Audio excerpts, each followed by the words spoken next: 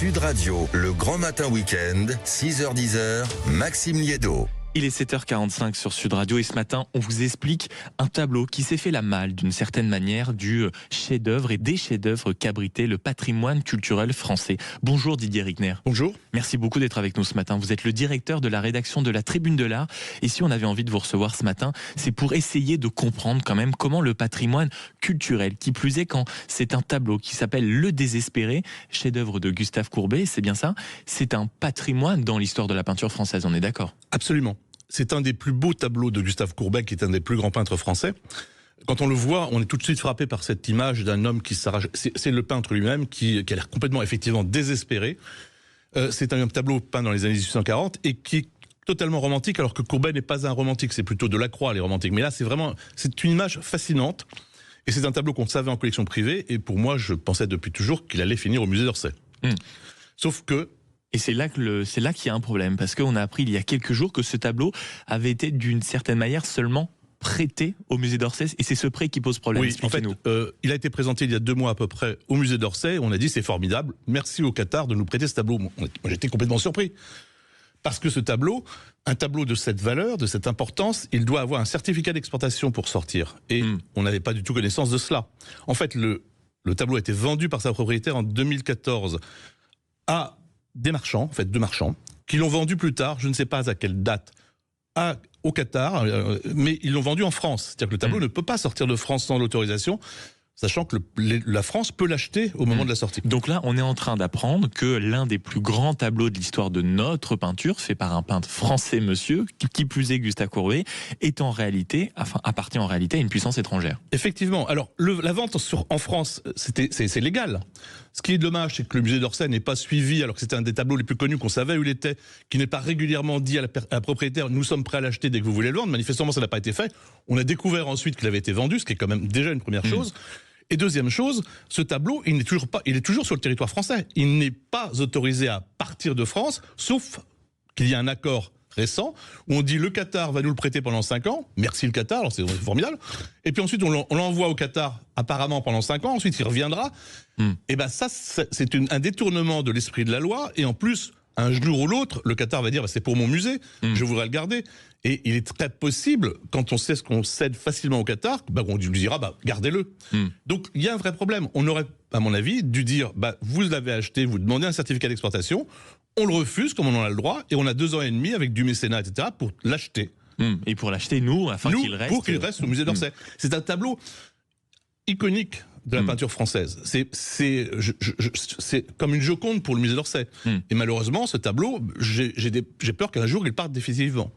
Et le vrai sujet, quand on vous écoute, je me mets à la place de tous ceux qui sont en train de se réveiller avec leur café, qui apprennent cette histoire, sans être un grand passionné de peinture, on a visiblement conscience qu'il y a un petit bout de notre histoire et un petit bout de notre art qu'on aime tant et qu'on aime valoriser en France, qui disparaît. Mais j'imagine que normalement, il existe des moyens pour l'État de bloquer ce type de transaction ou de vente. Pourquoi là, ça n'a pas été fait? C'est donc une volonté de l'État de ne pas le retenir en France? Ce qu'il faut savoir, c'est qu'il n'y a pas eu de certificat d'exportation demandé, parce que je suis à peu près certain, j'ai des informations, on leur a dit, vous n'aurez pas le certificat d'exportation.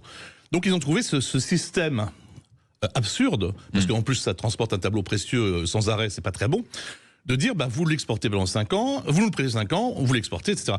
Mais le problème, c'est qu'il n'y a pas de certificat d'exportation. Donc il est toujours en France, ce tableau est en France, mais un jour prochain, comme il appartient au musée du Qatar, le Qatar va dire écoutez, vous êtes bien gentil, mais nous on veut garder ce tableau pour nous. Et il est à craindre que, comme on cède beaucoup de choses au Qatar, on leur dise OK. Et ça, c'est le vrai problème. Mais donc, autre inquiétude, ça veut dire qu'il n'existe pas de liste, par exemple, publique, des grandes œuvres autorisées à quitter la France ou qui ne sont plus sous pavillon français? Ça veut dire que, par exemple, il y a peut-être des tableaux qu'on estime encore comme étant de grandes propriétés françaises et qui ont peut-être été légués à d'autres puissances étrangères. Est-ce que ça, c'est envisageable? Normalement, non, puisque on n'a pas de liste. D'abord, il y a des tableaux dont on ne sait pas où ils sont, qui ressortent. On ne sait pas forcément qu'ils sont en France, mais celui-ci, on le savait qu'il était. Il n'y a pas de liste que fixe ce tableau-là. Ce tableau-là, il doit rester en France.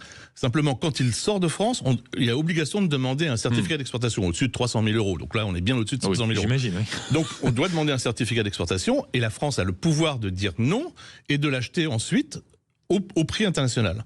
Voilà. Donc, c'est ce qui aurait dû être fait. Ça a été fait pour d'autres tableaux. Par exemple, le musée d'Orsay a acquis le canotier de Gustave Caillebotte pour un prix qui est de 43 millions d'euros il y a 2 ans, avec le mécénat de Bernard Arnault.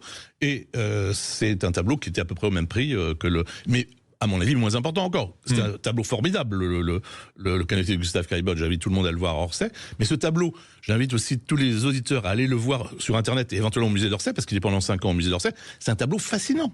Même quelqu'un qui ne connaît pas l'histoire de l'art sera fasciné par ce tableau. Et est-ce que c'est la première fois, on va dire, dans l'histoire un peu récente de l'art et des potentiels litiges qui peuvent exister entre l'État français, ses œuvres d'art, les musées, qu'une telle chose existe? C'est-à-dire que le public français, tout d'un coup, découvre qu'en réalité, l'État français n'est plus propriétaire d'un chef-d'œuvre. Alors, il n'a jamais été propriétaire de ce chef-d'œuvre. S'il était propriétaire du chef-d'œuvre, il resterait dans le musée. En tout cas, qu'il était sur le sol français. Oui, alors on découvre. Alors le problème, c'est que le ministère de la Culture est extrêmement opaque sur les autorisations d'exploitation. Comment ça se fait, ça? Ah bah ça, on demande depuis longtemps avec l'association Sites et Monuments et la Tribune de l'Art, on demande depuis longtemps de savoir ce qui sort pas. On nous le cache. Donc des fois, on découvre effectivement qu'une œuvre importante, pas aussi importante que celle-ci, mais qu'une œuvre importante est sortie de France sans qu'on sache pourquoi, sans qu'on sache quand. Et ça, c'est pas normal. Et quel serait, selon vous, qui êtes, je le rappelle, Didier Rickner, le directeur de la rédaction de la Tribune de l'Art, l'intérêt pour un ministre et pour un ministère de la Culture de rester totalement opaque comme ça sur les grands chefs-d'œuvre, sur les grandes œuvres qui sont abritées par les musées français? Ça va au-delà du ministre de la Culture. C'est un système qui est le système des musées en France est souvent très opaque, vraiment très opaque. Et il y a cette omerta sur les trésors nationaux. Je pense qu'ils ne veulent pas qu'on sache cela parce qu'on saurait qu'il y a certains tableaux très importants qui sortent. Ils ne veulent pas qu'on le sache parce qu'ils disent on ne fait pas notre travail. C'est un problème évidemment de financement. Mais pour vous, c'est ça que ça cache en réalité? Oui, je pense que... L'incapacité à préserver tout un certain patrimoine dans son escarcelle. Il ne faut pas tout retenir en France, mais il y a certaines œuvres qu'il faut retenir en France, qu'il faut acheter. En plus, on l'achète au prix international, on ne laisse pas le propriétaire, et ce tableau en faisait partie. Est-ce que ça veut dire que tout d'un coup vous allez craindre pour potentiellement d'autres grandes œuvres en France? Ça fait longtemps que je crains pour ça. Par exemple, un exemple, un buste en marbre de Canova, un des plus grands sculpteurs italiens du début du XIXe siècle, du prince Murat, a été vendu à Paris sans que le ministère de la Culture sans que le Louvre le classe trésor national. On aurait pu l'acheter. J'ai appris après que Versailles aurait bien aimé l'acheter, mais il n'était pas au courant. Enfin, tout cela ne fonctionne pas. Et cette œuvre est sortie de France. C'était une œuvre majeure également. Bon, mais merci beaucoup Didier Rickner d'avoir été avec nous ce matin, directeur de la rédaction de la Tribune de l'Art, pour nous avoir donc alerté et expliqué non pas cette disparition, mais en tout cas comment l'un des plus grands chefs-d'œuvre français qui s'appelle Le Désespéré de Gustave Courbet, dont sur la vidéo de sudradio.fr vous pouvez en apercevoir les quelques traits, et que donc il faudrait aller voir d'ici les 5 ans au musée d'Orsay si vous ne l'avez jamais vu de vos propres yeux. Merci beaucoup d'avoir été avec nous. Dans un instant, 0826 300 300, vous voulez converser, dialoguer, vous réveiller en notre compagnie avec votre café, c'est très simple. Vous nous appelez et on est ensemble avant 8h. À tout de suite sur Sud Radio.